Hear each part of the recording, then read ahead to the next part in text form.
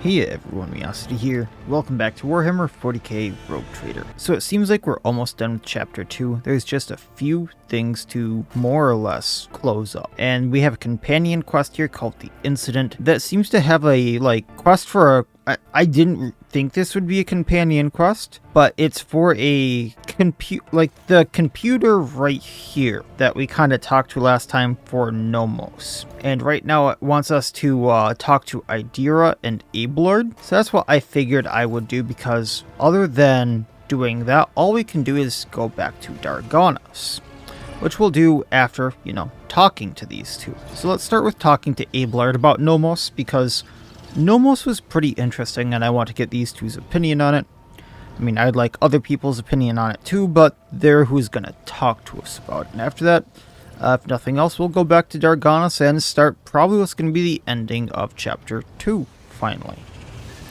After 60-some episodes. So, do the words EPTA Incident N872-04 or Tech Blight mean anything to you? They are connected to Theodora somehow. No, definitely not. No, I don't recall anything like that. You're either lying, or the weird stuttering kind of seems odd, but for a moment his eyes go blank as if he's turned his attention inward, then he blinks twice in a tone of surprise. Well, okay then. Lord Captain. So, he had nothing. How about Yrliet, if I can find her? Well, that's where the Raven is, so she's right here. Hi, Yrliet. It's always odd talking to her because she's smiling and then nodding at something over my shoulder. EPTA Incident N872-4 or Tech Blight. Do these words mean anything to you, or can your abilities tell you something about them? They mean nothing to me. They're just words. A whisper, so quiet I barely caught it. Like a feather landing on a pile of down. Something about damned ambitions, antiquity, terrible antiquity, and chance. Chance through it all. Sounds fun. Oh, now I have a headache. And the stupid bloody whisper wasn't much help. Actually, it might have been. Of course. Always at your service. Whenever you need me. Okay. And then talk to the senior officers would be the first logical choice. The Voxmaster and the Master Helmsman might jog a memory or two. Revor always has some interesting thoughts. Let's go talk to him.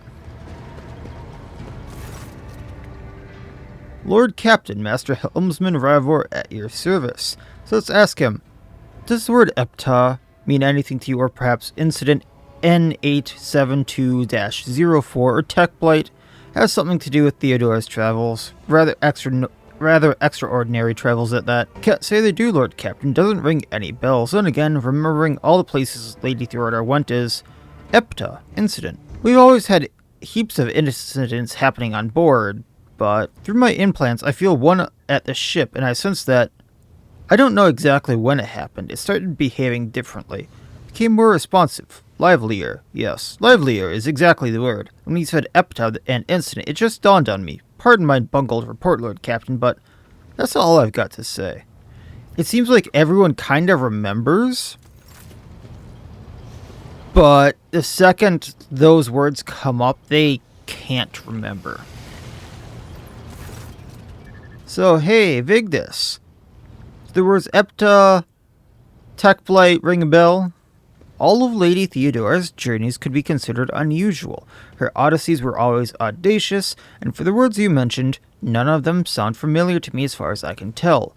Perhaps these are matters of long ago, which only my predecessor Aurora past Seneschal could have known apart from Lady Theodora herself, but my grandfather never mentioned anything of the such. And I never met the old Seneschal. Except maybe the incident. I recall coming across this word in transmissions several times. I think it was repeated by the former engine seer, the one who perished during Conrad Voigtviger's uprising. He was describing it as the incident, something quite remarkable. Apparently, at some point in the past, the entire ship was hit by a massive system failure. All systems stopped responding for 1/5 of a second. Most of the crew, including myself, as I was likely on board at this time, did not notice anything strange, but the tech priests are sensitive to such a thing. Yeah, you'd have to be really sensitive to notice 1/5 of a second unless you were in the warp. That's all I can tell you, Lord Captain. I wish I could help.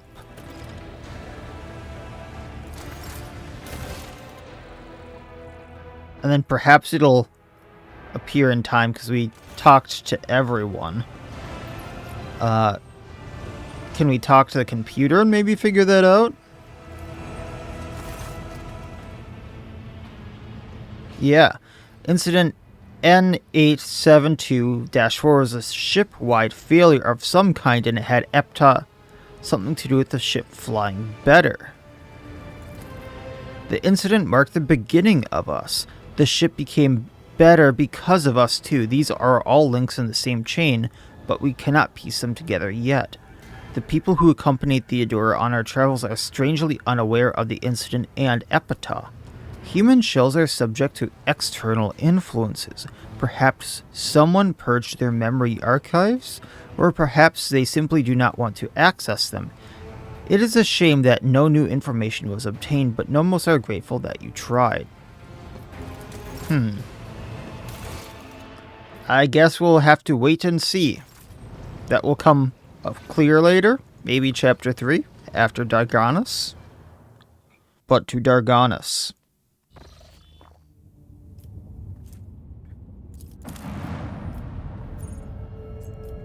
Actually, before I go in here, I forgot about this. I do have to go do Fallstone here quick. I should probably do that before we go and do this. So I'm going to cut away real quick, just so we don't have to do that. I forgot I have 50 Navigator Insight.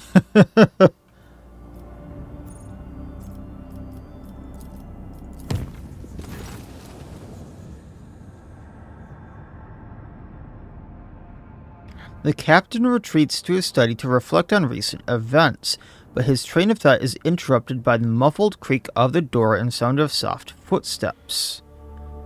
This could be one of two things, because Yrliet was suddenly pissed off at us all of a sudden, or it could be Jay, I'm assuming, because we took the love interest in Jay. It is Yrliet. Okay. Elentok, I finally found you in this dwelling. She comes closer, smoothly makes an unfamiliar gesture with her hands. This symbol has many meanings. Humility, grief, loss, shame, regret. I hope you will accept them all. I was very interested in why she, suddenly became almost like... It wasn't like another person, I shouldn't say that. It was almost like, though, she didn't care to know us anymore, though, or she treated us as if she didn't know us all of a sudden in our last conversation, and then just walked away after she saw something. So I kind of am hoping that she tells us what that is. So I hope you will accept them all, because I am sorry for what happened to your world, to your subjects, to your palace, and for what my kin did to them. Your kin you have never referred to Dukari as such before. For a few seconds, Yrliet is silent. We come from the same source, Elentok. We share the same blood.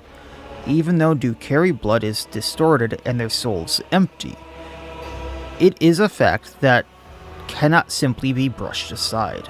I do want to say it's not her fault, but I have a feeling she wouldn't really accept that, so thank you. She shudders, so slightly that you almost miss it. She opens her mouth, then turns away, searching for the right words. My words will not heal the wounds, nor bring back the fallen, and they will not restore your protectorate. However, she falls silent, and her deep, piercing gaze seems to reach down into the very depths of your soul. Yrliet? Look, Elentok, the gaze of an Assyrian child can penetrate deeper than the monk keys, and I can see all the heaviness that has accumulated in your soul during our travels. I see it in your gestures, the tilt of your head, in the change in your scent, if you will allow me. This is the first time you have heard Yrliet sound so indecisive and guilty.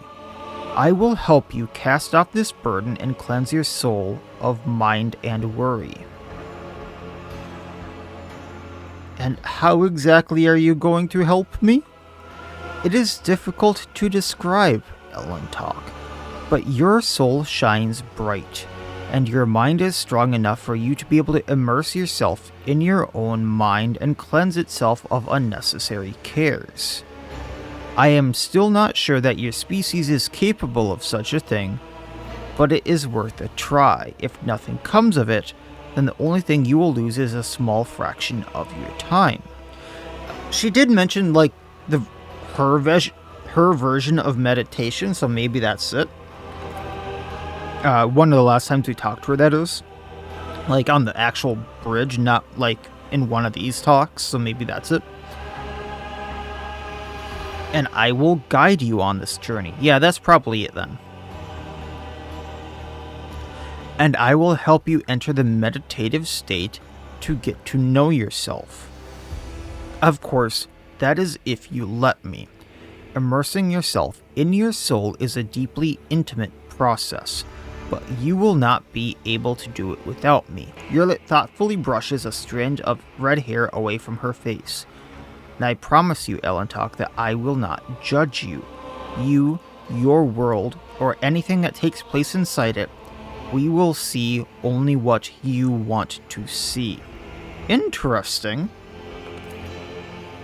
Embers of genuine curiosity glimmer in an emerald gaze. To know a human soul is a unique opportunity for an Eldari, and Yrliet's uncharacteristic caution and uncertainty imply that she is also discomfited by her own keen interest.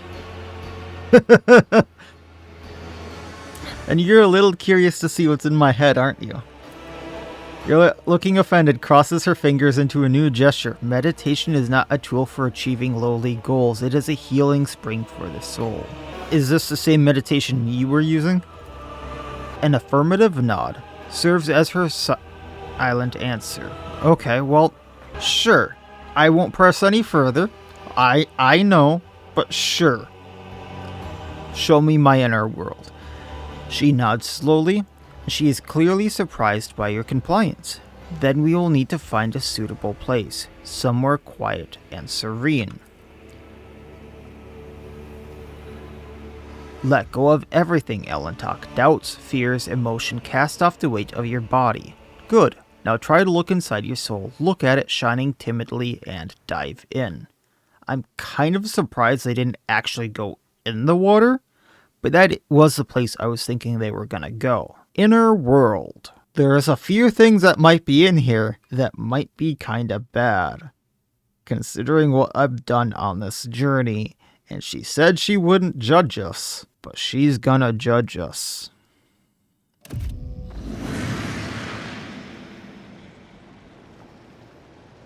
We did it, Elentok. So far your world resembles a real one, but soon you will learn to go deeper.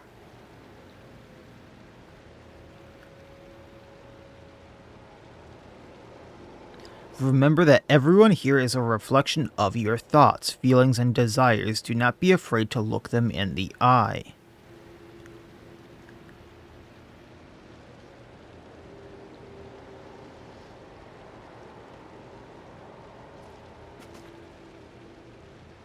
Oh, I need to level up Yrliet. I should probably do that while we're here. It's just one level. Yeah, we'll take the damage on Wild Hunt.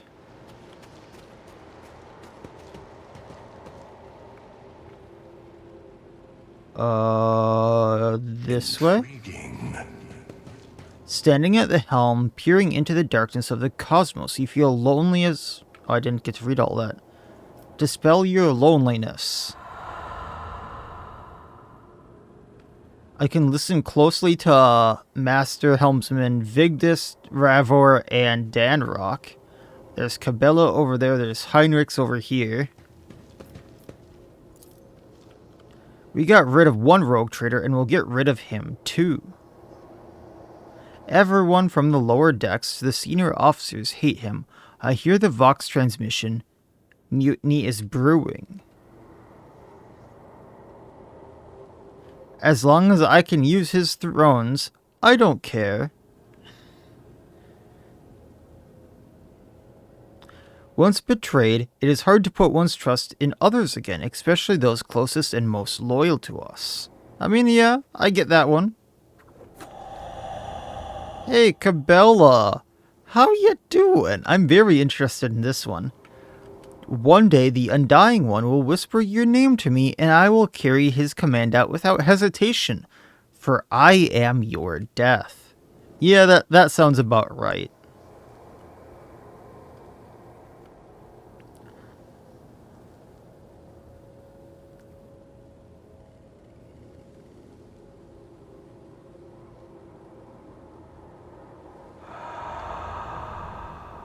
Well, she's not going to say anything to that. She just kind of watched Cabela go, yeah, when the Undying One tells me to, you're dead. I would just stand there in silence, too. Heinrichs, hi, buddy. Oh, I don't even get to talk to Heinrichs. He's just standing there glowering at me. Oh, Conrad's here. Have you already forgotten me, Miacidae? Oh, don't ever forget me, not even for a moment, because as soon as you turn away, I will plunge the shard of my sword into your throat. The songs of my ancestors speak of stars long forgotten and worlds long gone. What a shame that you lack the capacity to understand even a single note. Any more gonna be said there? No? I don't know who this monkey is, but your memories of them are akin to slimy mud after the rain. Let's wash it away like spring water, shall we?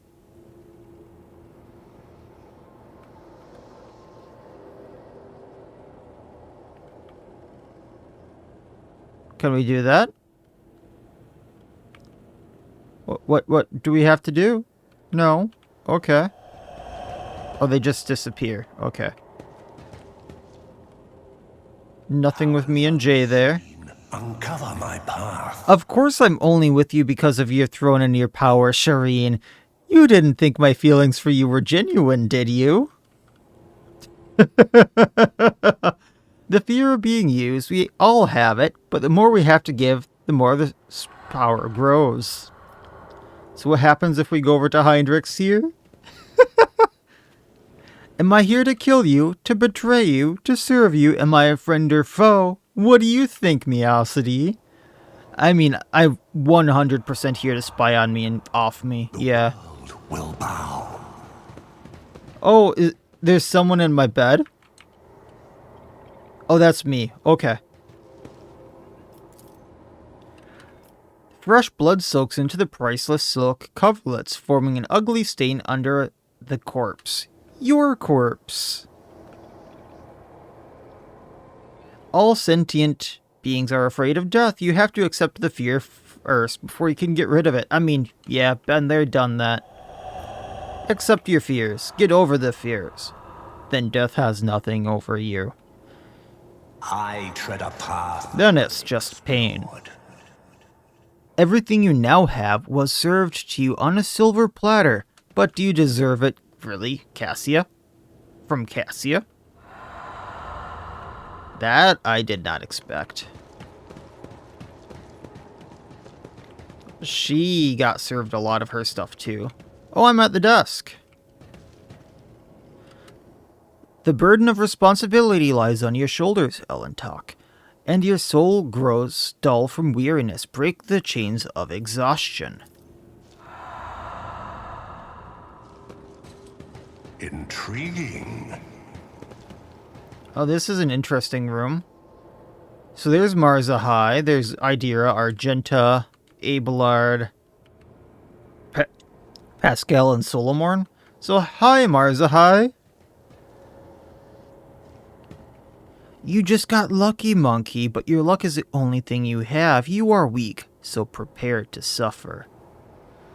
Only the mad and the foolish never doubt their strength. The wise are full of doubt, but they know how to let go of them. Interesting, okay.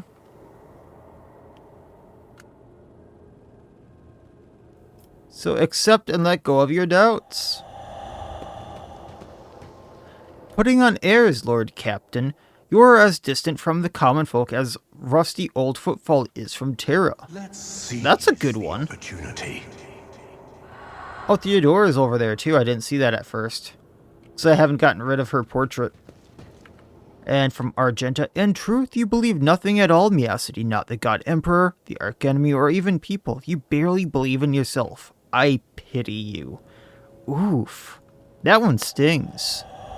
Then just disappears. Theodora, I'm proud of you, Miacidae. You have become a worthy successor, and even perhaps the best Lord Captain. Well, that's pride. That is pride. Yrliet, what do you got to say to that one? Some words you need to hear at least once to believe them.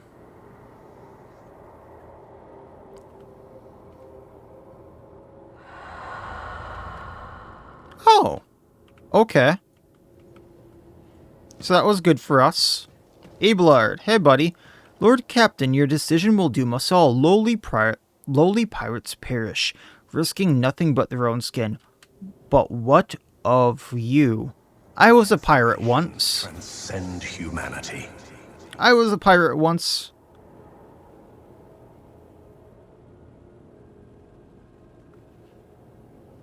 You are putting the lives of thousands of crew members and billions of Protectorate subjects in danger. I do every day.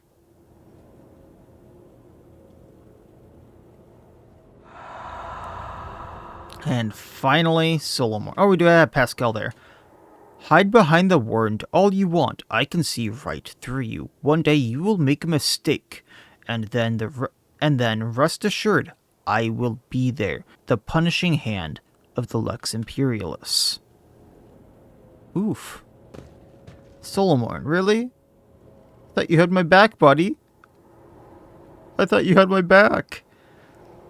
Doubts and whispers in the back of my head, though, huh?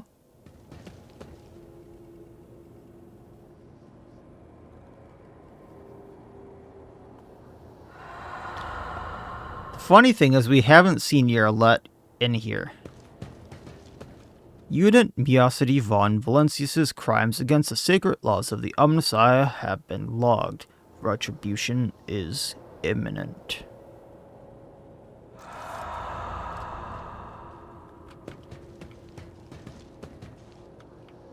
Powers unseen uncover my path. Well, there's obviously more to do here. Oh, everyone's in here now. So Miacidae, do you see yourself now, Alantok? Just as radiant as others see you? Maybe.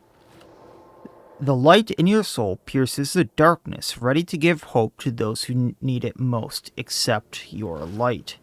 So here it looks like I'm surrounded by Dukari and, demons, so accept yourself.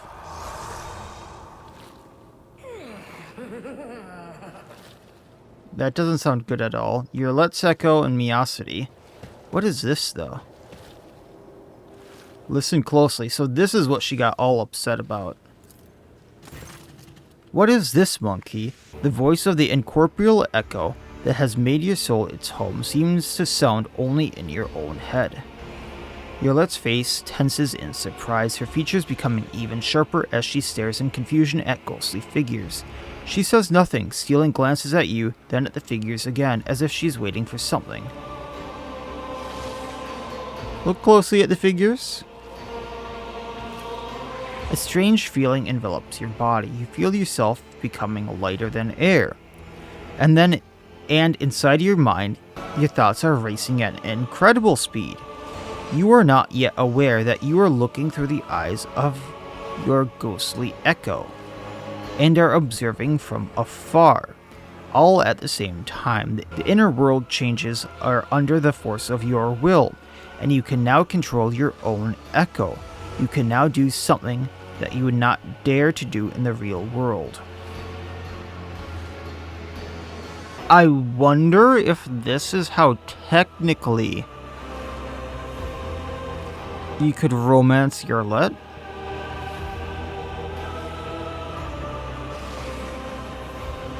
But resist the temptation.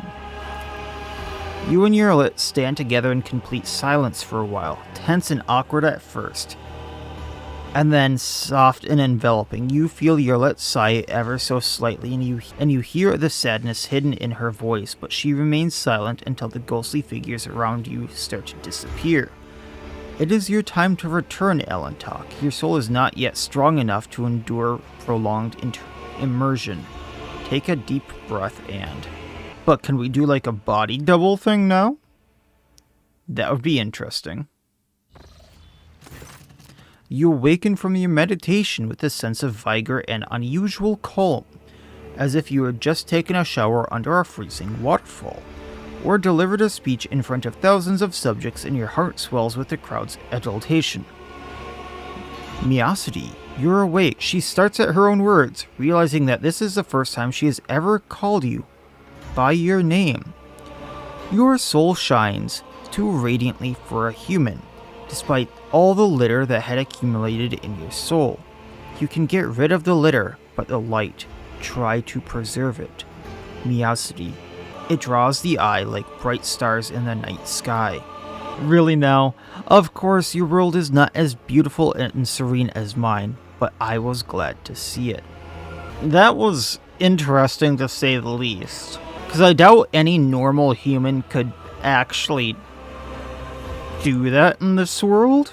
But other than like clearing the mind and stuff like that, what does it actually do for a human? I kind of understand what it does for the Eldari and such, but what would it actually do for the human?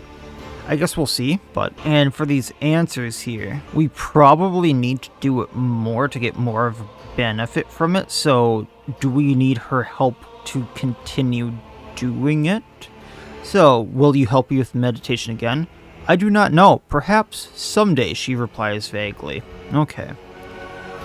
And you have to imagine, like, getting rid of all in one shot, all in a matter of like an hour or two, getting rid of all that heavy burden of stuff and all that excess baggage on your shoulders and in your mind would be very...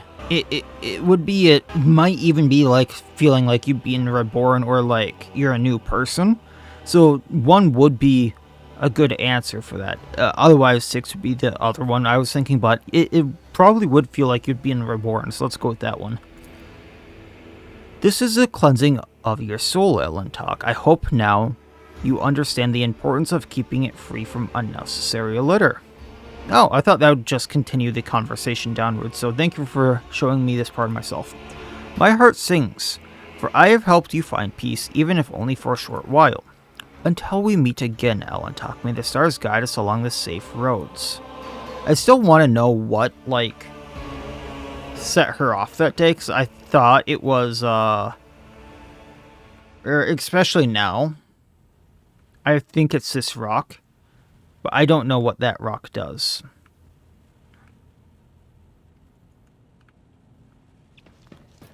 And it doesn't look like we got...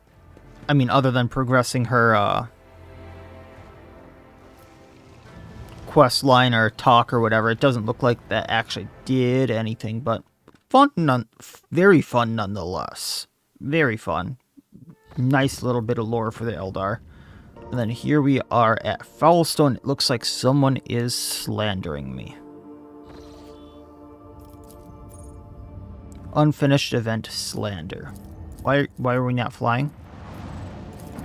There we are.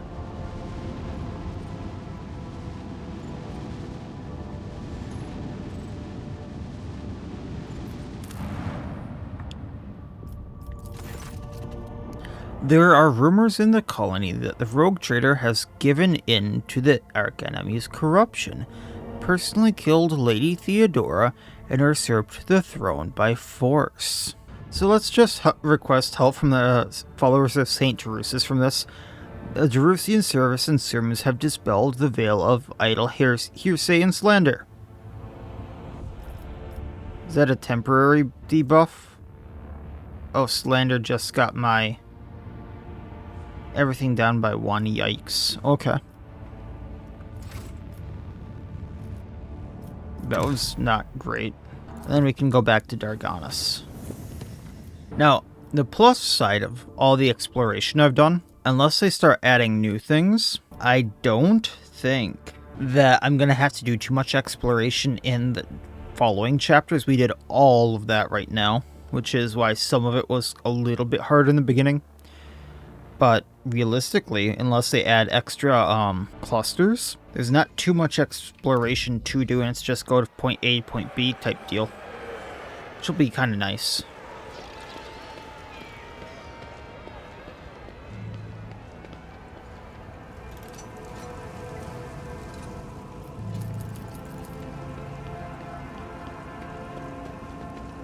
It's amazing that I have 2 sniper rifles strapped to my back and that's not weighing him down at all. And how quickly they fixed everything up, because remember, these stairs were just broken.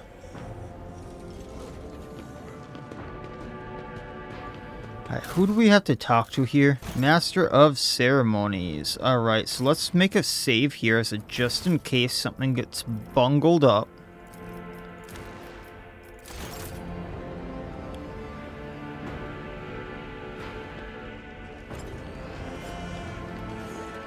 I do want to talk to the merchant here again. As a just in case. Looks like I have everything of his. Scalander, you good? Alright. Master of Ceremonies, let's do this. The servant in fine clothes offers you a deep bow. Your lordship, it's a great honor to serve you in an undertaking as monumental and as glorious as the Magna Accessio ceremony. Is everything ready? The palace decorations are prepared, and we are ready to begin at your command. The festive activities in the capital have likewise been arranged, and the guests of honor have either arrived on the planet or are awaiting the invitation in near orbit. Their servants are already in your chambers to see to it that you are impeccably garbed for the occasion. Well, let's begin then. May the Emperor be with us this day. I have a horrible feeling about this. Because remember, let's go down the list of things that just happened. The Dukiri already staged a full-scale attack to prove that they could just take my palace, and did not do anything with it.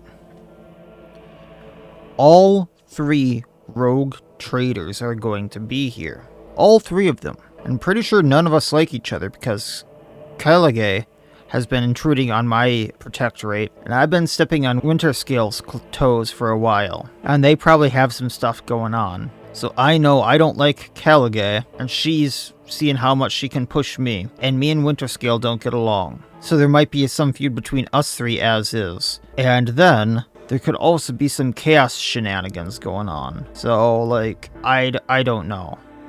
I just really don't trust this. Rejoice, von Valencia subjects. In honor of his ascension, the new rogue trader will generously shows you his favor. And they're just given, like, rations and stuff. In his unfathomable benevolence, the rogue trader has decreed that every soul be given a day's rations and a personal fuel so that all may be fed in a warm day on this day. Praise be the rogue trader's magnanimity. Is that all we're giving them?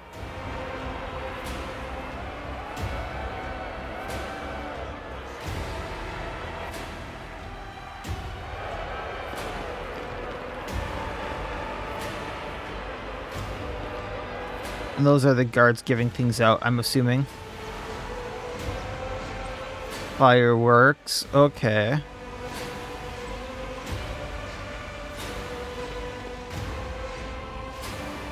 And there's the two people standing with me, Abelard and Cassia.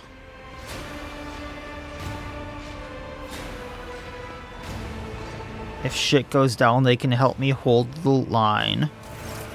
The crowd is roiling. Their electrified exultation fills the air of Dargonus. Thousands of throats chant your name. You are at the apex of this world and all others.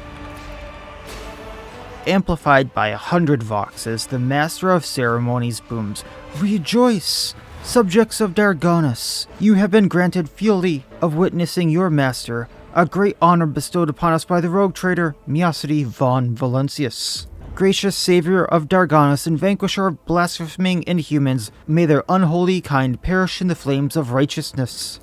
Excruciator of heretics, who eradicated the corruption of the archenemy worshippers and cleansed Janus. Gracious protector of footfall and patron of trade." The hush falls over the crowd, who gaze upon you in adoration. Many of them bear terrible scars from the recent battle of Dargonus. Like children, they await the word of their almighty father. Can say some fun things here. Yeah, we'll go with the iconoclast one here. The dogmatic one is kind of fun too. Praise the if it weren't for praise the Emperor faithful souls. Darkness around us may be fierce, but blaze in their hearts is fiercer still. Evil will burn.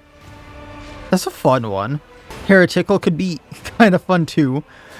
Remember that you have no other ruler but me. For any who dare forget this, the howls of the demons from the warp will sound like a babbling of babes, and xenoblades will seem but a soft feather. Oh, that's bad.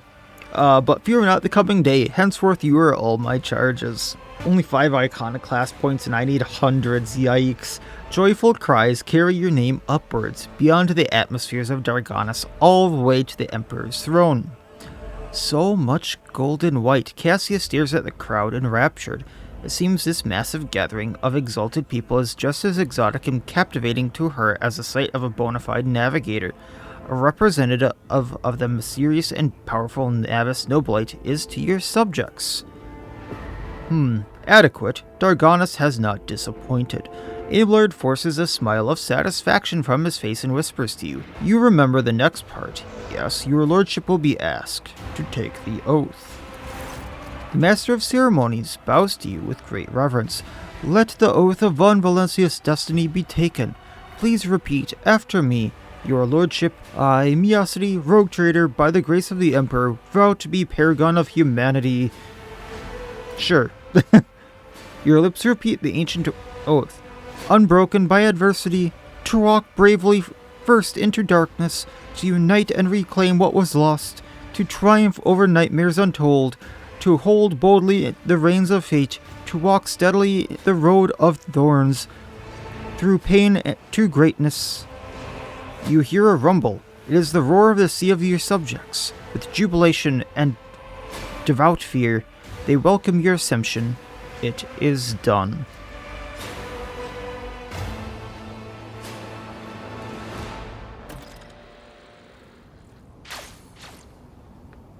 So it looks like, the ceremony has taken place on Dargonus.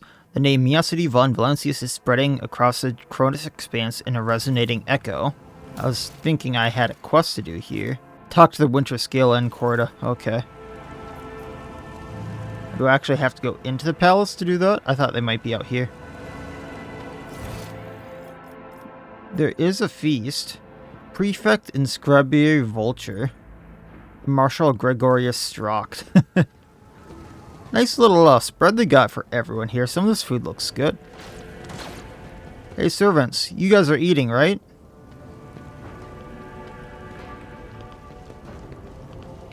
Governor Urbend.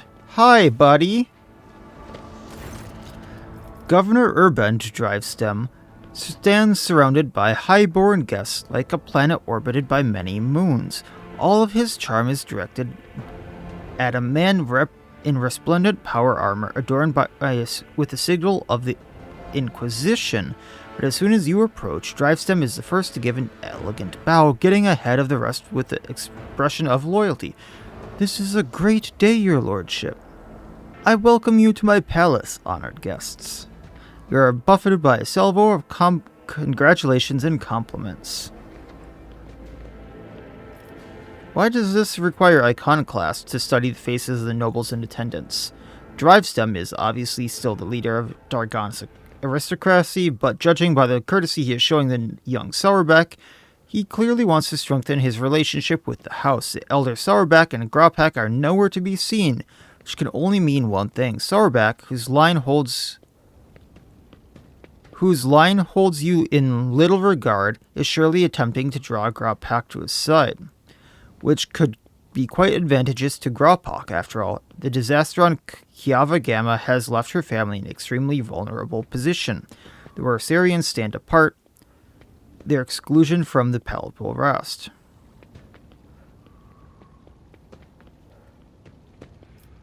My greetings to the member of the Holy Inquisition, Xavier Kalsixar. Oh, isn't this the guy who sent me the letter? And my greetings to you, esteemed Miacidae von Valencius. May shadows never darken the light of the Astronomicon that guides you. The Inquisitor's companion, a crimson-robed member of the Adeptus Mechanicus, bows to you. From behind the brass mask mounted with dozens of augments comes a metallic rasp. Glory to the von Valencius heir. We can study his companion. The Lord Inquisitor's relaxed expression radiates an odd sense of menace. He is akin to a predator on the prowl, content to hide in the brush of fake smiles and conversations for now. Tech use succeeded. Among the many augmentations, what stands out is the horribly melted, deformed cognitor connected to the tech priest's head. How it is working is baffling. What's twice as baffling is that the tech priest hasn't replaced it yet. What unpredictable influence can this ruined implant have on his mind? And who is this member of the honorable priesthood? This is Brass Whisper, which naturally is not his real name.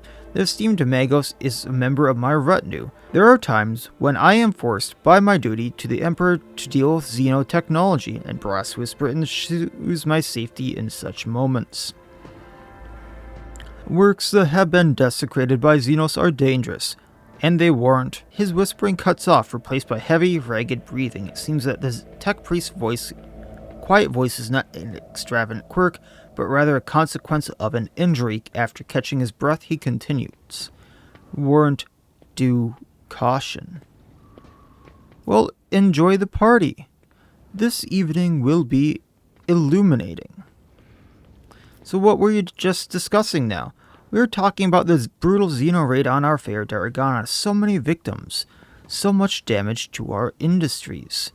Thank the Emperor that you are our protector. If you weren't there, the cursed invaders would have obliterated our whole planet. He offers you a thin, ubiquitous smile. Sharing the sector with the blessed Xenos is impossible. I hope we respond to the raid on Dargonus with a punitive campaign.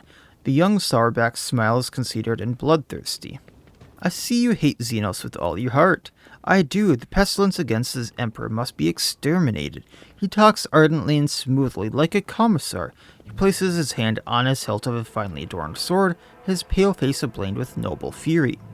Or they must be forced into servitude. Many Xenos are more useful alive and obedient than dead.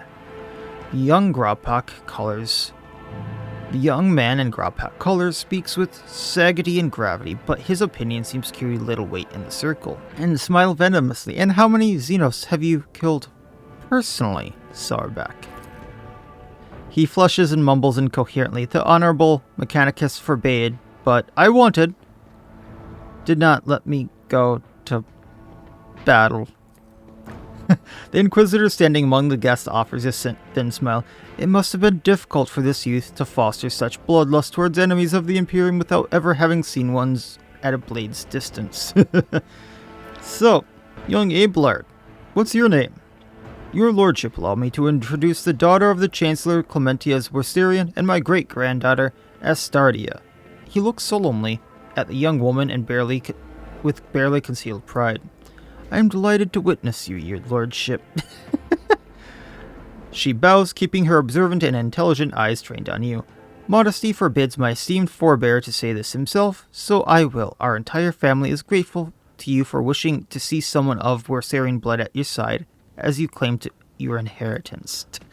Drivestem exchanges telling glances with young Sourback. who, judging by his face, is suddenly finding the collar of his expensive frock coat uncomfortably tight. How are you finding this reception? It's difficult to put into words, your lordship. Never before have I seen such grand and a striking ceremony. Her voice sounds passionate and inspired, and her eyes shine with barely contained excitement. But I was so much more amazed by your generosity. The provisions that are being handed out in the streets of the capital will make the difference between life and death for many of those who lost everything in the Xenos attack. Young Grawpak keeps staring at Asteria curiously, and a little bashfully.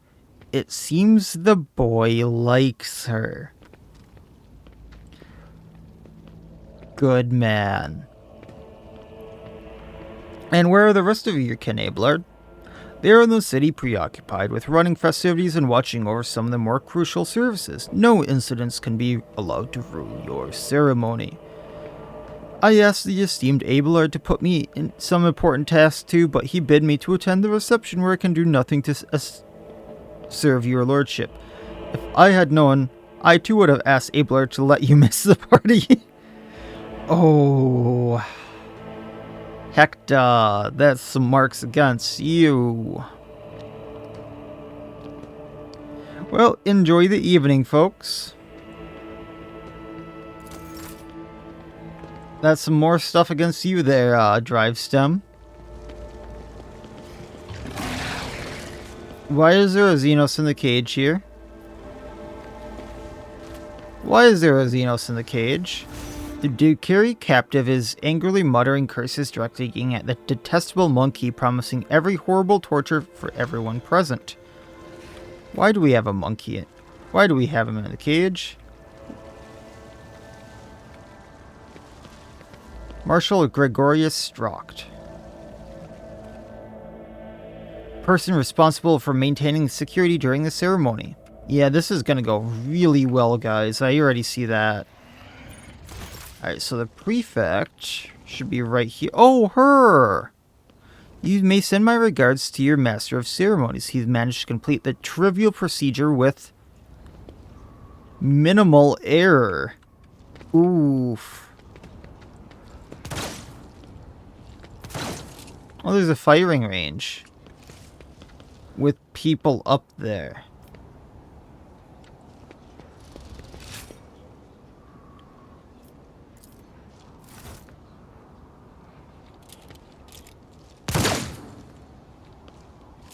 Kabbalah warrior down.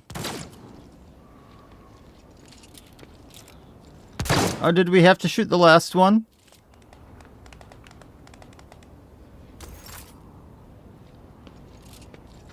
The condemned I was fine with. The Capellite warrior I was fine with. The mutant, really?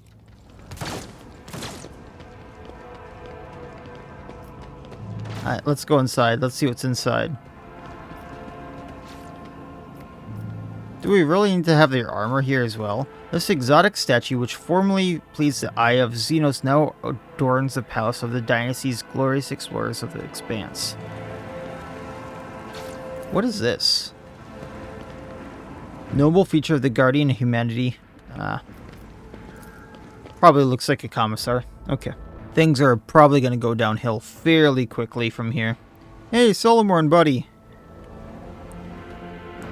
As jubilant as this occasion may be, you cannot distract me from my duty. You go ahead and celebrate, Rogue Trader. Glato and I will make sure no one ruins your day.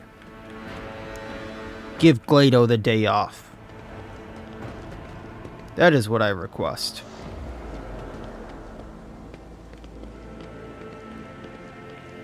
Can I retire to my room? I don't like people.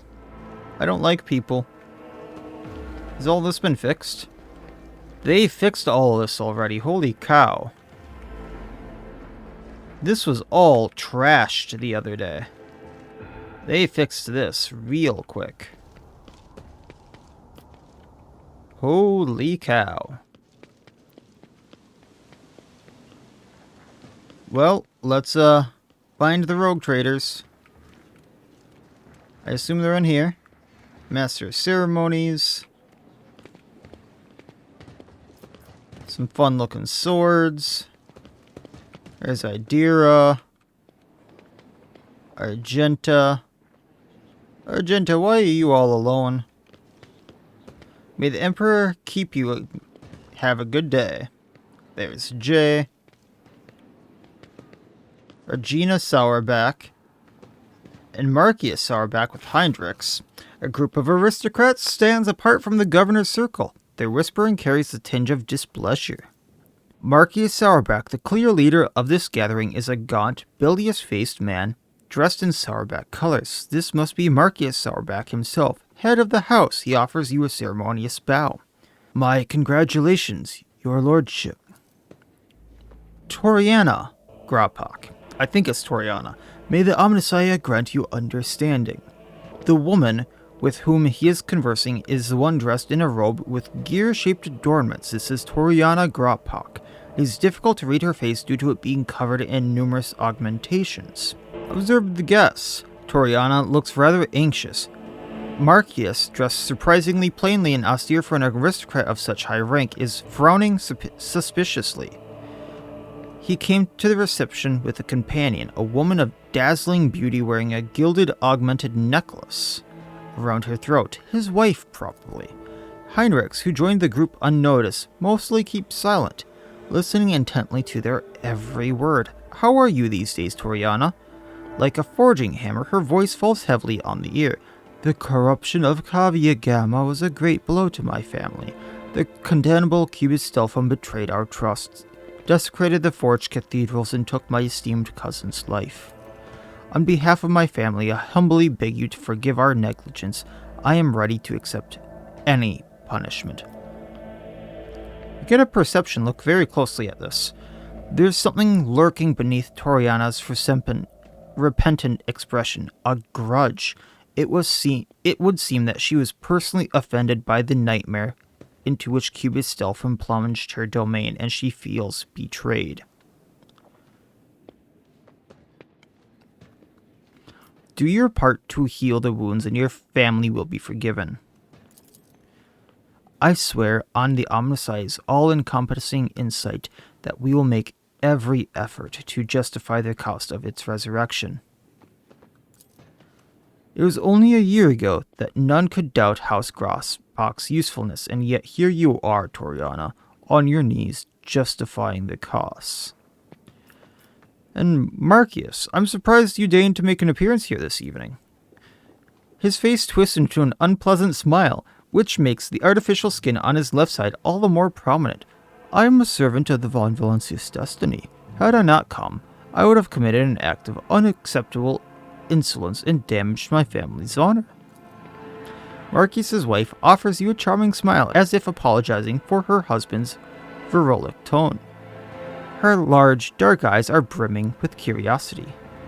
So what has displeased you so, Marcius? He says with caution, I am your dynasty's loyal servant. But you have asked and I will answer. Too long has the Koronus Expanse lived under the rule of rogue traders. The privileges granted to them make people think that commoners, too, can dismiss the prohibition of the Imperium. For the good of this sector, rogue traders must become paragons of the law, and not exceptions to it. But do many warrant holders exhibit law conduct? No, they do not. Even you, your lordship, are subject to the strangest of rumors, and you have just recently inherited your protectorate. Conrad's people, for instance, claim that you had a hand in the esteemed Theodora's demise, and accuse you of many other misdeeds. It doesn't matter whether the claims are true, people hear them, believe them, and think they may follow your example. If you believe Conrad's lies are true, then draw your weapon and duel. Right here before the Emperor's visage. He places his hand on the hilt of his swords and glances with uncertainty at the images of the Emperor's gazing on him for every direction, then at you, and then releases the hilt. No, I do not believe his words. I am your servant, and my oath to your destiny is harder than steel. I am guilty of repeating an ignominious lie, and I will pay a fine. Anyone who repeats it in my presence, I myself will challenge in a duel to the death. Oh. And that's what you get for repeating rumors in front of me that aren't true. I dang near spit up my drink when I read 3. I would like to become better acquainted with your wife. That's something to say at a party. So, just so you know, your cousin Jocasta became the new Master at Arms on my ship. I'm pleased to hear it. Nothing in his face shows that he is glad for his cousin. I always worried that her character would cause our house a great deal of grief, and yet in the end, noble Sourback blood was stronger than any personal shortcomings. I have faith that Jocasta will prove her adequately.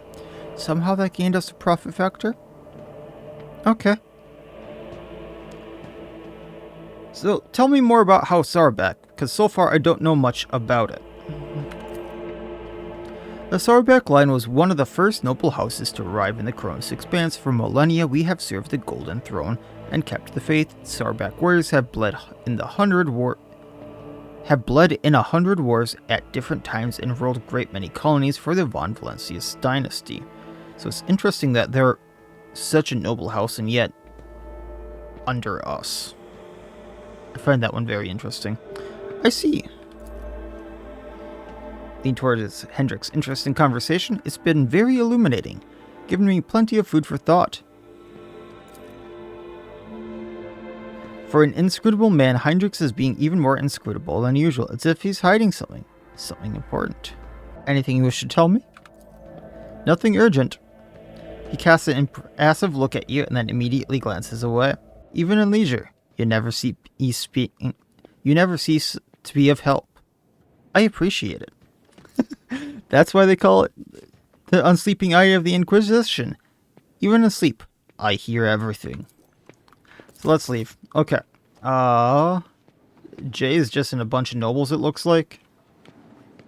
That conversation's gonna go nowhere. That's a bunch of aristocrats. A warden right there. So that's Caligos and Insidia, so that's where I'm supposed to talk to. Are there any other conversations I should have? It doesn't look like it. So this is the one I'm not looking forward to. Caligos and her. Hi, guys! You know, for such a big rogue trader, that portrait does not do him any help. But sure. Miacidae, there you are. Welcome to the circle where each member is as powerful, ambitious, gritty, and vain as the last. That is to say, the noble rogue traders. Oh, she looks like she's straight out of old Britain. Yes, you have found yourself in unsuitable company, Caligos.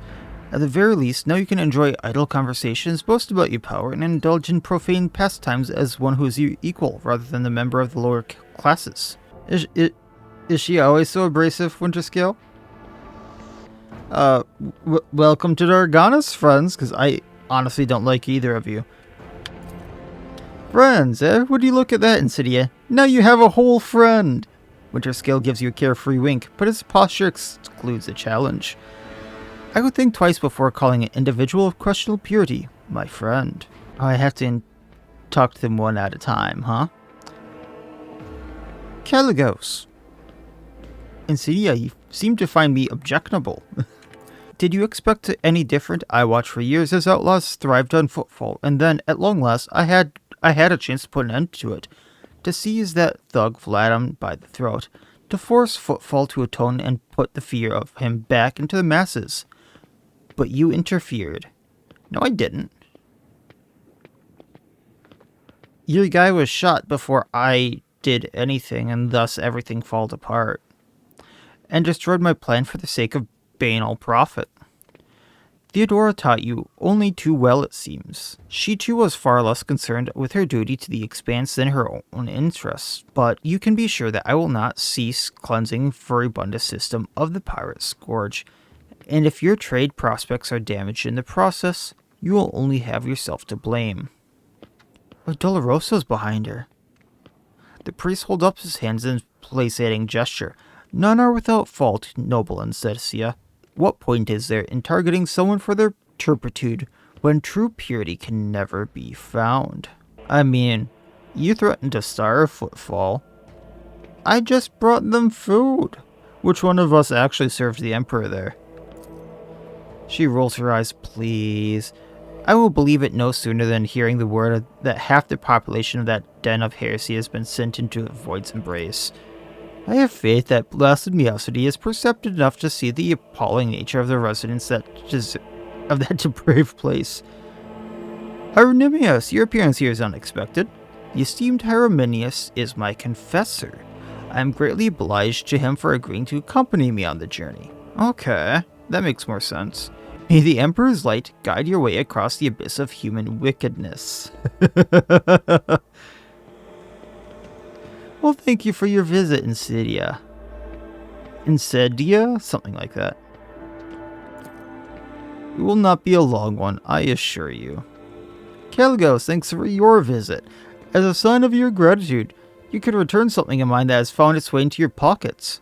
Footfall Station. Sound familiar? All I asked you to do was help that crafty slug Vladimir deal with the threat of famine, not claim my property for yourself. You want Footfall back? Try to take it. The brute next to Winterscale narrows his bloodshot eyes, his mouth stretching into a gap-toothed grin that's brimming with eagerness. But the grin fades as soon as Caligos casually and imperiously gestures to his servant to settle down. A challenge, is it? I love a challenge. His face turns into a grimace of hatred, but then he catches Insidia looking at him and breaks into a sly smile. I had to make your protectorate bleed as compensation. But you both spitten both myself and Insidia, and it's high time our dear sister curbed her appetites. For this, I'll forgive you. But do not test my mercy again. It's not my strong suit. Thwarting her ambitions deserves a worthy trophy. He snapped his fingers and Armored Brute hands you an exotically adorned rifle, clearly not of human making.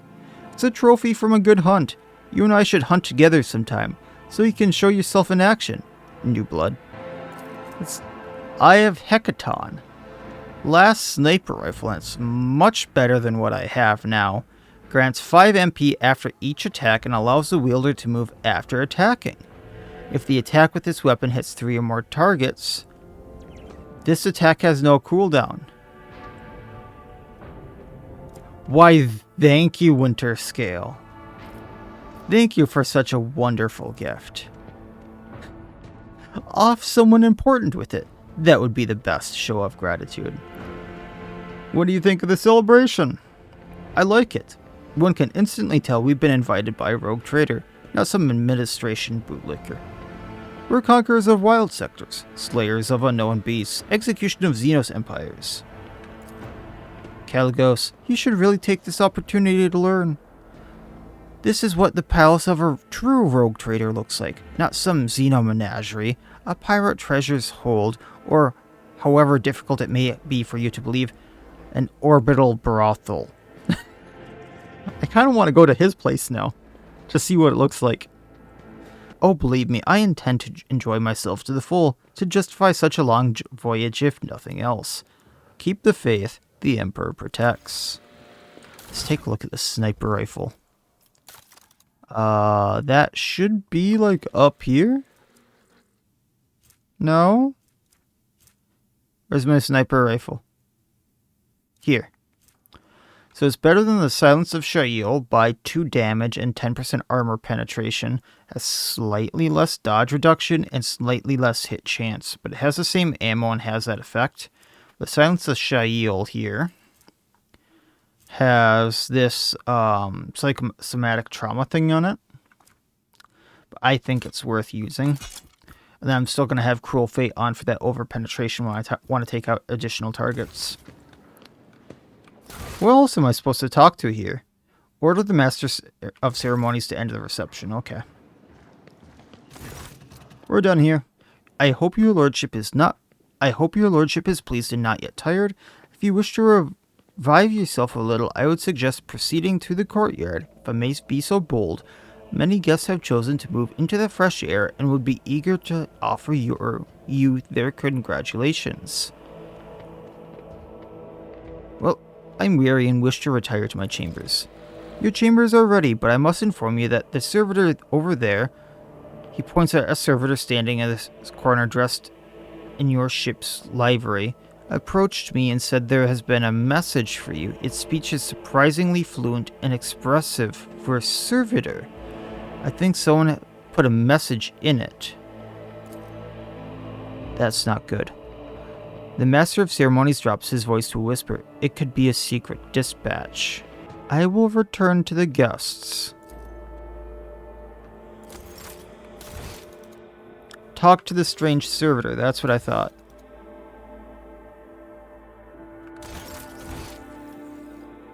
Strange servitor? In the corner. I wish the map would move. Servitor in the corner. Servitor in the corner. Looking for a servitor in a corner.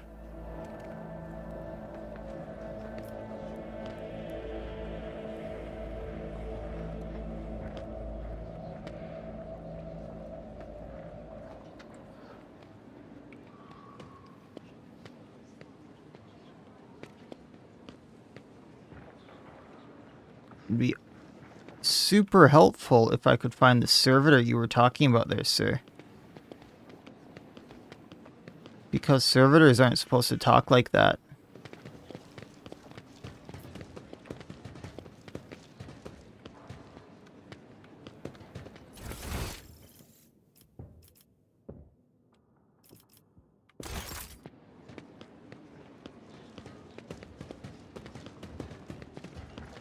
Strange servitor and Pascal, okay.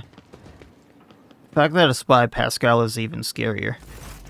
Extending congratulations to Unit Miacidae von Valancius on attaining your new legal status. The servitor standing next to him is examining you equally. It looks quickly away upon realizing you have noticed.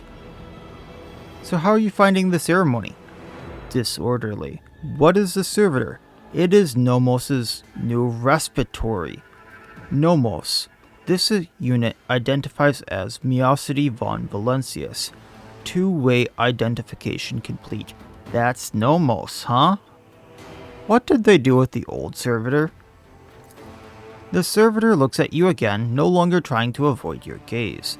Its face is twitching as if the muscles have forgotten what facial expressions are, and are now struggling to make its features look amicable. We are Nomos. We have made use of this receptacle to leave the ship. Hi, Nomos. We enjoy greetings. We enjoy communication. Nomos required communication, knowledge, movement. Magos Pascal compelled us not to speak with anyone other than him or you. It is disappointing, but at least we can observe. Nomos have changed since we last spoke with you, Miacidae.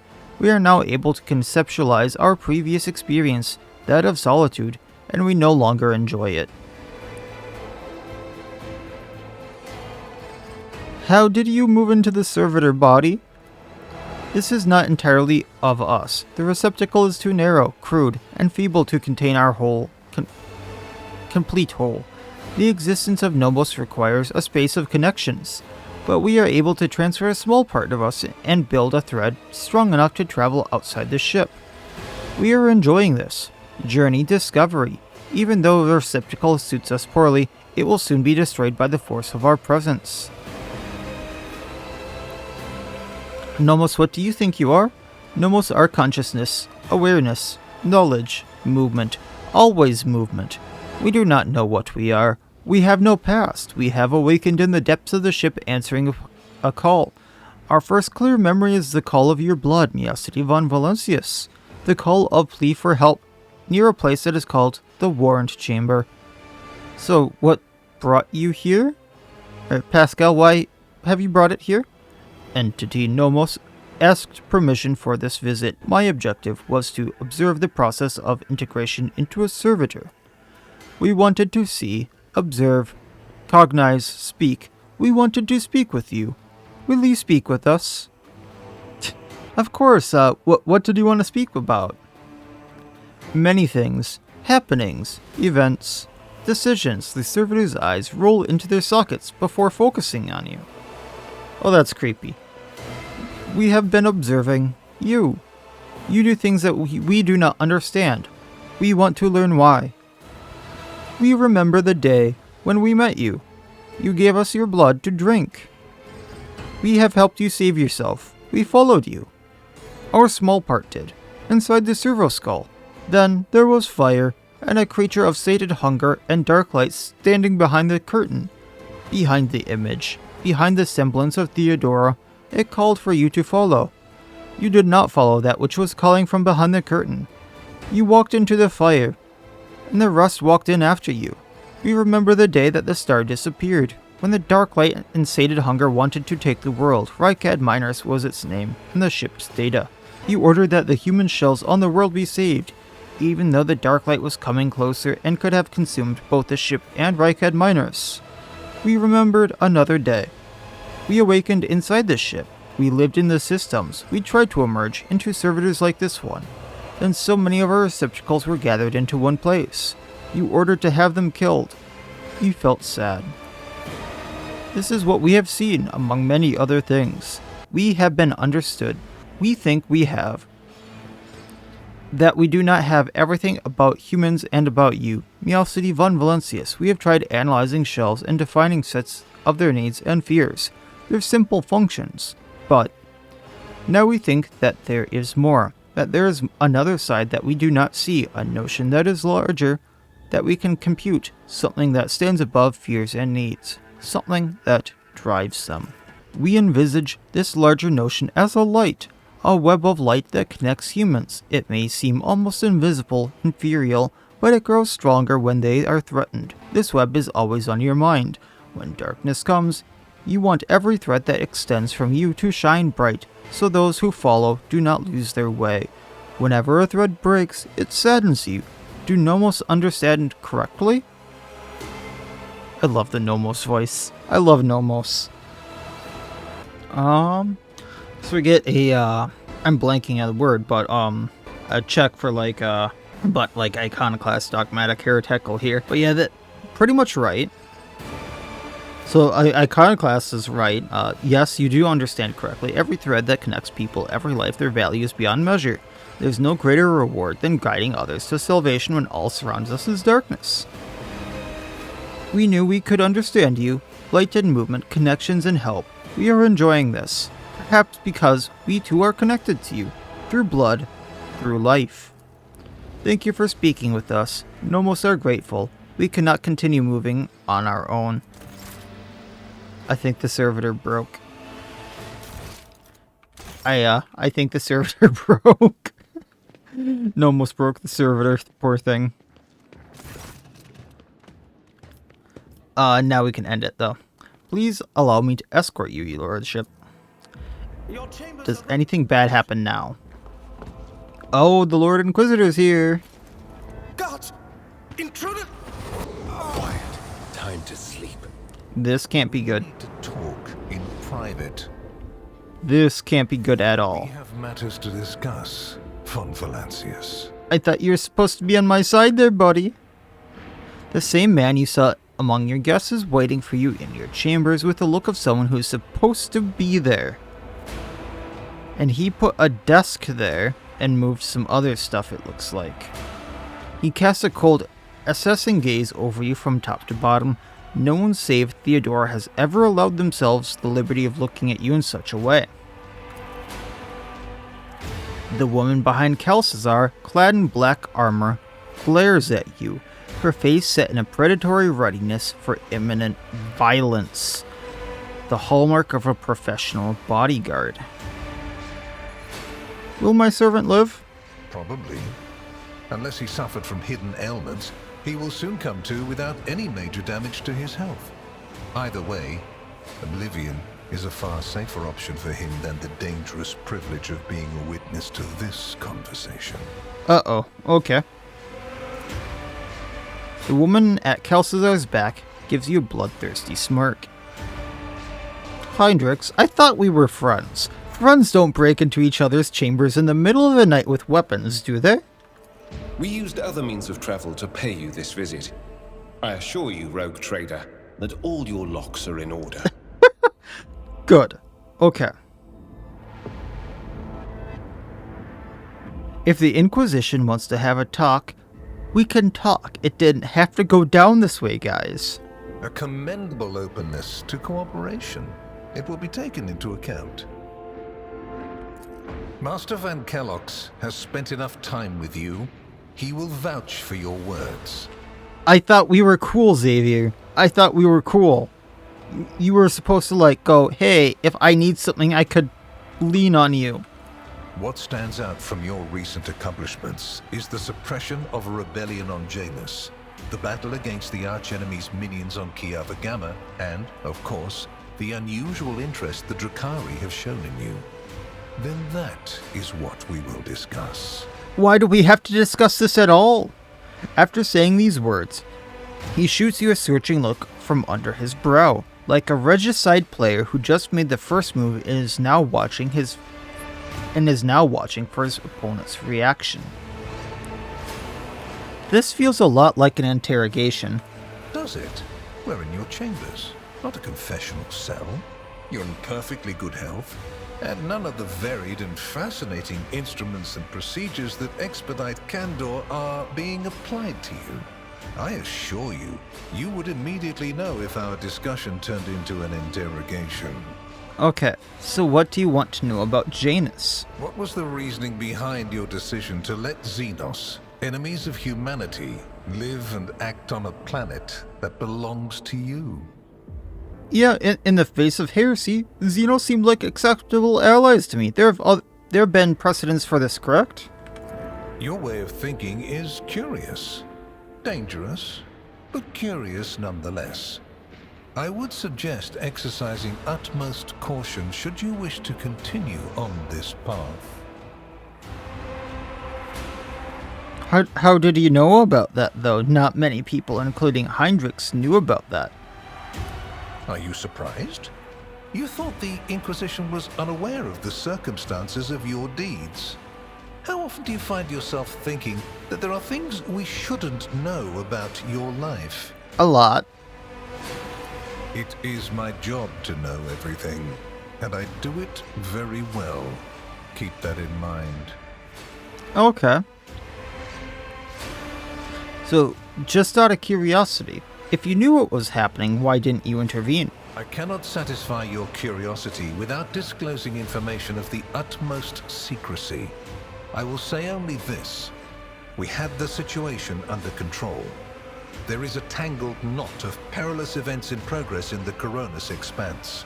Plucking even one thread must be performed with great precision and caution, without any room for error.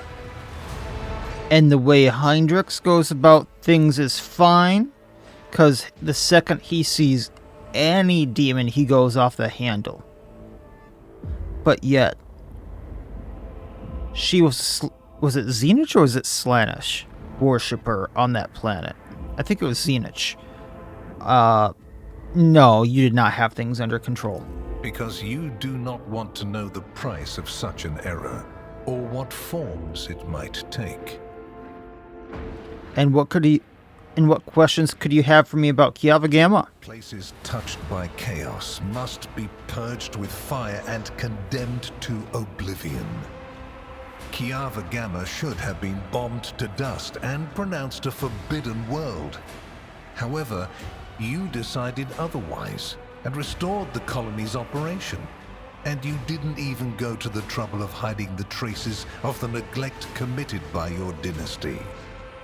After all, it was House von Valancius that gave Cubus Delphim so much freedom that he sank into seditious heresy. What was your rationale? I mean, the obvious answer is I wasn't willing to let the planet go, but let the priesthood answer for it. He belonged to the Adeptus Mechanicus. They should watch their members more closely. He's the one who screwed everything up. Clever. Alas, everyone guilty of negligence within the ranks of the priesthood of Mars has already been identified and punished. Right now, I am assessing the actions of your dynasty. I hope you realize that we're talking about more than the fate of some colony. I care not for a single planet, however profitable and populous. But should corruption raise its head again on Kiava Gamma and try to spread, I will burn it away. And you will be guilty of criminal negligence. And the Dukiri were interested in me? Are you referring to the destroyed capital? Yes, the enmity between you is a known fact. But there is another way to look at it. On Veabos 6, you met the Archon of a mighty cabal, whose presence there seems strange to begin with, and lived. You subsequently encountered a number of her closest henchmen. Yet, again, you survived. Your capital fell victim to a nefarious attack, but even this time, their daggers missed your heart. Oh, we fought them off. Such remarkable luck. To be a personal enemy of such an influential Xenos, to have been attacked so many times and yet make it out alive. So remarkable that one has to wonder, am I watching a spectacle? Could all these thrilling massacres be an alibi of sorts, meant to establish you once and for all as an enemy of the Xenos and never their ally or even their agent? The Xenos made more attempts on St. Drusus's life than mine. Does that make him a traitor too? So you already think you're cut from the same cloth as St. Drusus, do you? Ambitious? I'll make note of it. No, I'm just saying. Like, he was attacked a lot too.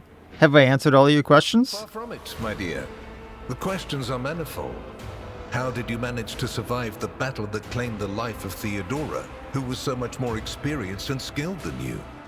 Is it a coincidence that you and you alone then made it out of the trap on Rykad Minoris?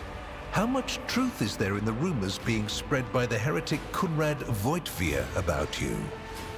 Oh, we can get into that. Why did you choose to ignore the warning of a member of the Inquisition that a protracted sojourn near the dying Rykad Minoris could bring corruption down upon your ship?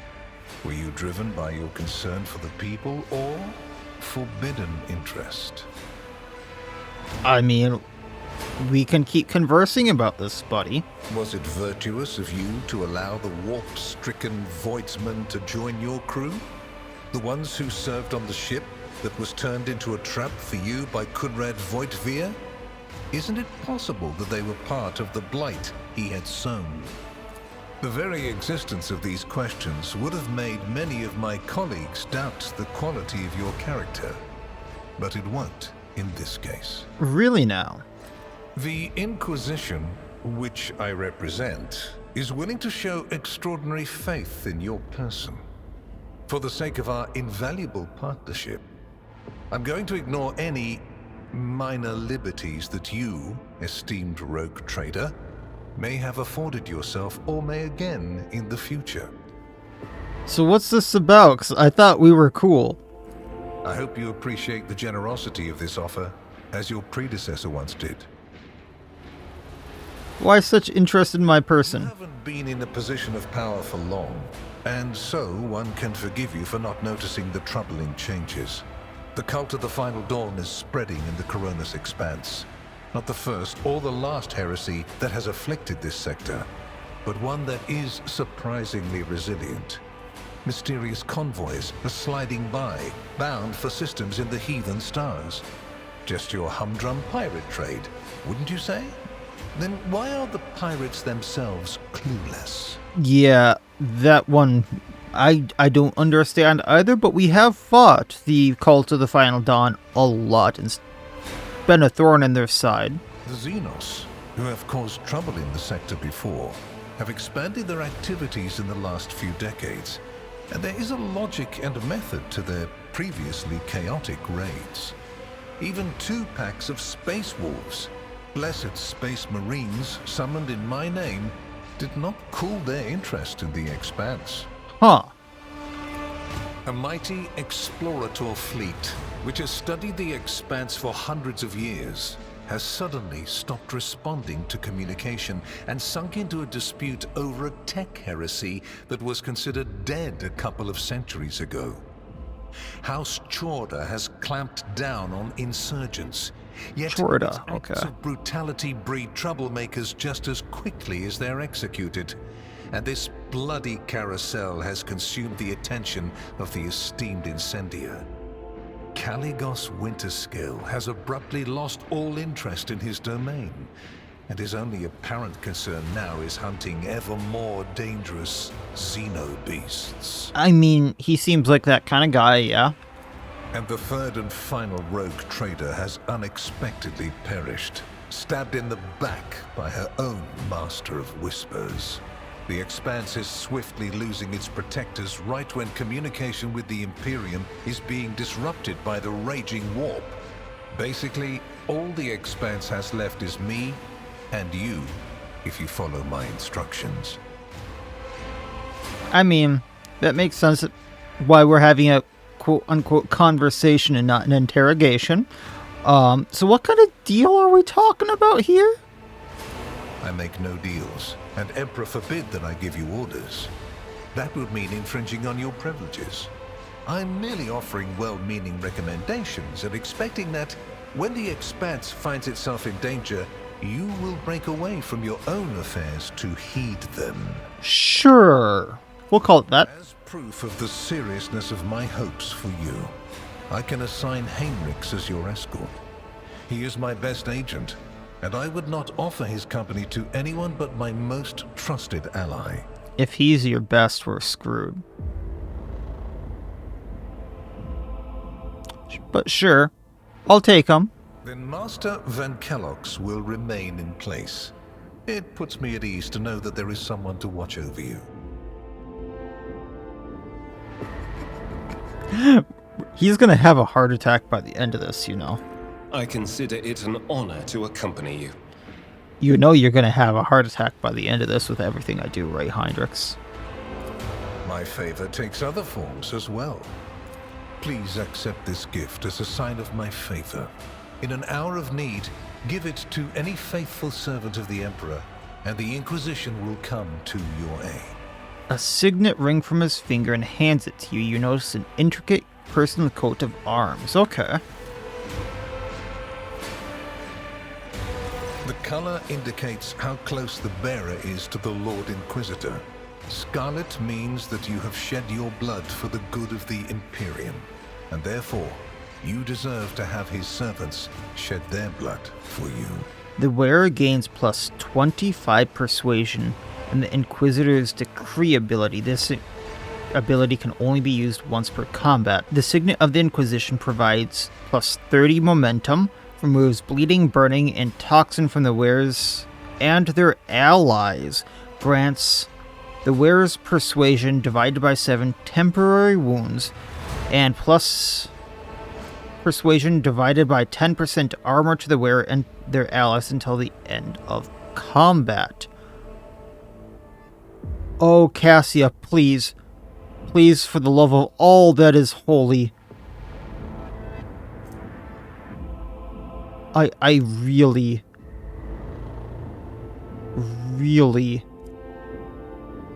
need you. Wait a moment.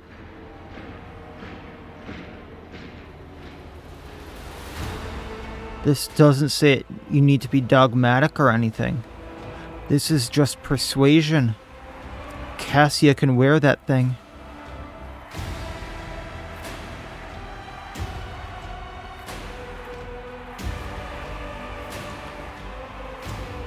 Oh, I can't do an iconoclast check here. We can do a dogmatic and get that rank up a little bit. I think the max is 2 though, and I'm already at that. I do wish I could get power armor here or something. But seeing as how Heinrichs doesn't get power armor, I don't think we'll get it. I was hoping to be able to check something, but I can't. Oh, he looks rather cool.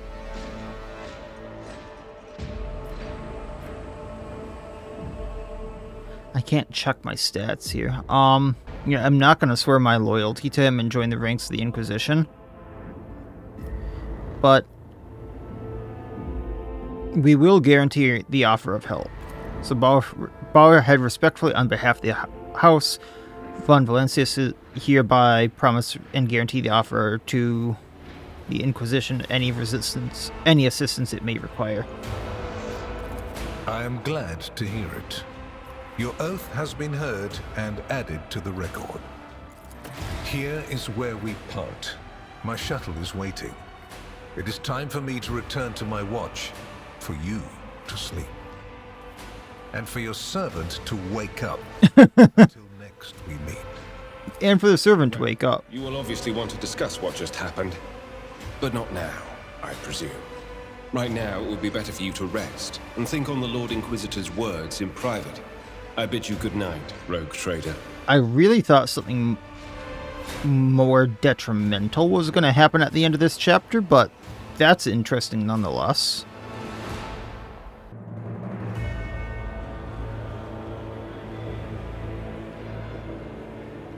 The rise of the rogue trader heir restored a tenuous equilibrium to the Von Valancius Protectorate.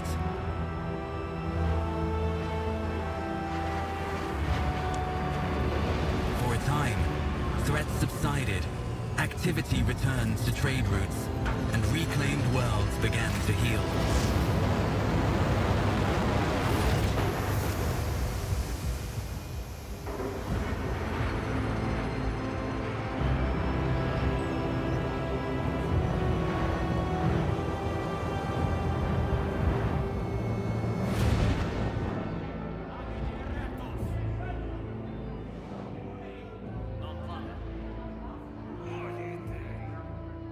The new Lord Captain's subjects praised the God Emperor and their leader wholeheartedly. For none knew what fate might await them. Well, we did piss off the Dukiri. That can't be good. Beginning of chapter 3. Seems like it.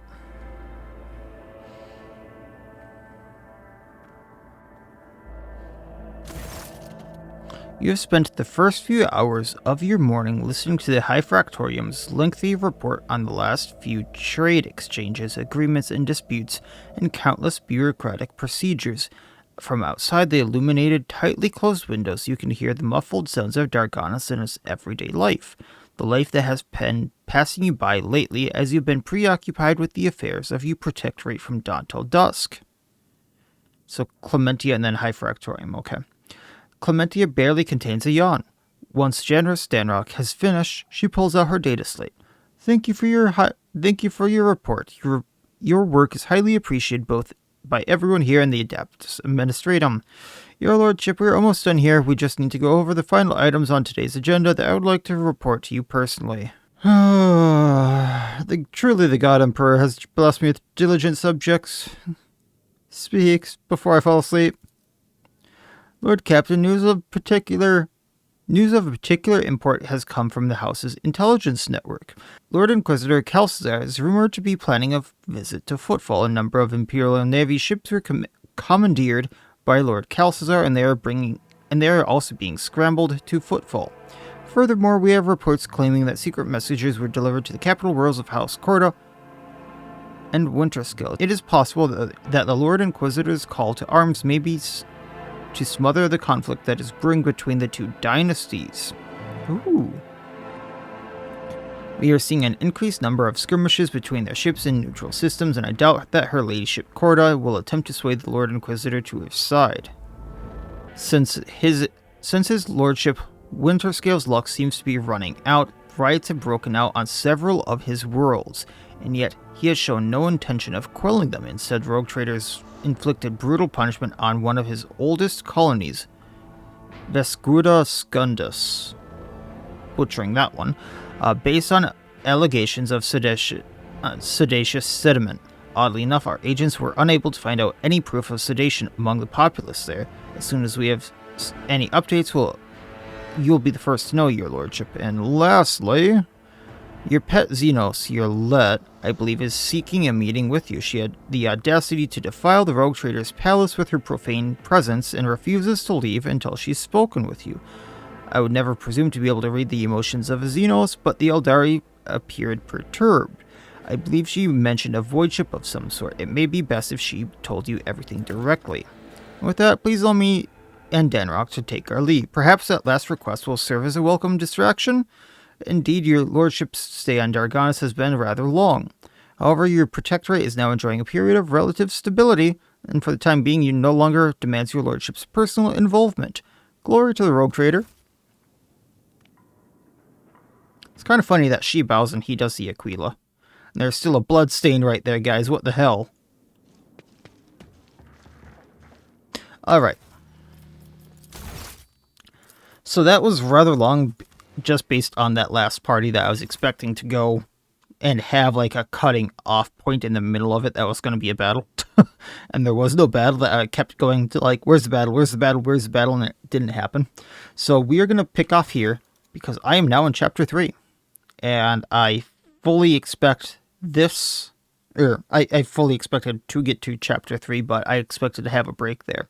And we'll just pick up from here, seeing what Yrliet wants, because I'm assuming that the Yukari are not done with me, and that's kind of where we're going to pick up from immediately, and then things kind of go from there, because, like, we're not done with the other rogue traders, and they're probably going to have something to do, and then the Yukari are going to be a big part of this chapter as well, because that's kind of where we left off, is, like, I kind of pissed them off, and that was it. So, a lot to do in this chapter, and then I don't know. We'll just have to see, but I got most of the exploration done in the last chapter, so I have a feeling we can just do like plot points, go to fights, plot points, go to fights, and then a little bit of exploring. And that's how this chapter is going to go, hopefully. So we'll have to see, but we'll pick up from there. So that'll be it for this time. Like, comment, subscribe, all that YouTube jazz, and otherwise, as always, wish you all well. I will see you next time, and please, have a good one.